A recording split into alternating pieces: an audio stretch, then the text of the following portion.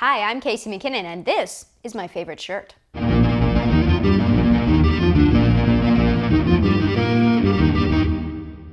Well, I don't know if you've heard, but there's this 80s cartoon series that was just made into a movie, and I think I know which one it is. Yo, Joe! Casey! Wrong show! Oh, it must be By the Power of Grayskull! I am... Not that show either. Well, if it's not G.I. Joe or She-Ra, what could it be? It better not be those Zoddamn Thundercats. No, it was the Transformers. Oh.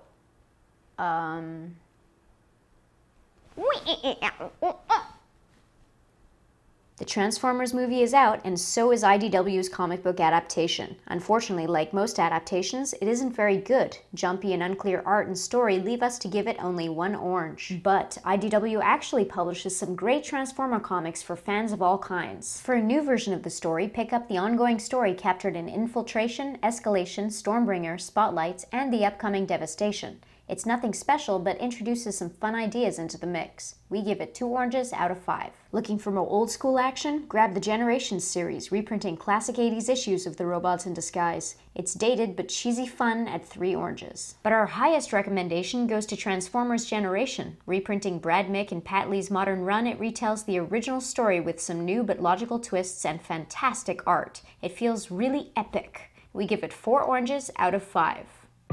When we come back, we'll be reviewing Nova and DMZ. Blasting into space on your homemade jetpack? $30. Pretending to shoot your friend over a ham sandwich? $15. Making a movie for less than an appetizer in LA? Priceless. For some things, there's Hollywood. For everything else, there's Indie Mogul.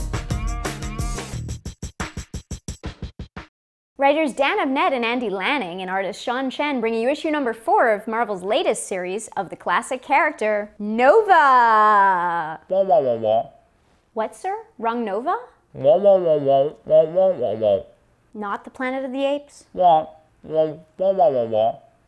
Intergalactic Cop? After the events of Annihilation, Richard Rider is like, for the 3rd or 4th time, the last member of the Intergalactic Peace Enforcers Nova Corps, getting a massive power upgrade and his own series in the process. We picked up the last 3 issues and were really surprised how good it was. We were expecting another tie-in to the other ongoing soap operas in the Marvel Universe, forcing you to pick up those issues to understand anything. Instead, Abnett and Lanning delivered an excellent story about Rider realizing he no longer fits in. This happens naturally. Any outside elements are clearly explained without interrupting the story. But more importantly, with realistic reactions from their characters, they make us feel more for Rick's situation. Though that could be because we grew up with Rick and his friends as fans of the New Warriors. Chen's art is excellent, with great layout, composition, and movement throughout, as well as communicating the pain of some of the characters. This is a great comic book, and with the new storyline starting next issue, we give it 4 oranges and recommend you pick it up.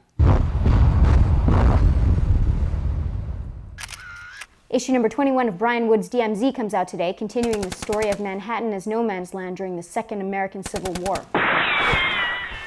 DMZ's main character is Matty Roth, the only journalism in a war-torn Manhattan, caught between the rebelling Free States and what's left of the United States. Basically, it's Baghdad brought to the States. And the stories Matty covers are really stories about our real world, military betrayal, a biased media, and the frustrations of the American people. Matty's innocence makes him the perfect guide into this world as we discover the lies and horrors of modern war with him, and see the best of humanity in his friends and fellow New Yorkers. Though sometimes you wonder, how can Matty be so stupid? Series artist Riccardo Burchielli's gritty urban style is exciting and dynamic, whether it shows a conversation or an all-out battle. Brian Wood also does the occasional page in his popular style. What more can we say but pick up DMZ? 2 trade paperbacks consolidating the first 12 issues are available to help you catch up. We give DMZ 5 oranges. Well, that's what we think, but don't take our word for it. Go to comicbookorange.com to submit your own review. You can leave feedback and comments for the show at PulpSecret.com. Finally, if you're a creator or publisher who wants us to review your work, send us an email at reviews@comicbookorange.com. We'd love to hear from you. Writers Dan Abnett and Andy Lanning and artist Chen. Writers Dan Abnett and Andy Lanning. Stop it! Writers Dan Abnett and Andy Lanning and artist Chen bring you the latest issue Dan Abnett Fuck, why do you have to have such just ridiculous names, people?